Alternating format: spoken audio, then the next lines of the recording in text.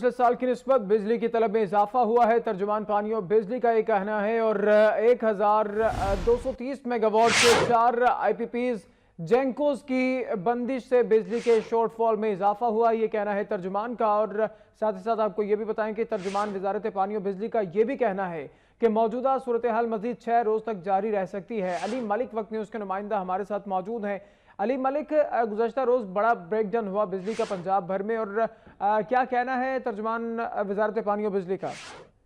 जी उसामा, जो रात को तबेला जो मंगला डैम में एक फनी खराबी आई थी पावर हाउस में, और उसको अभी तक मुकम्मल तरीके से दूर नहीं किया जा सका।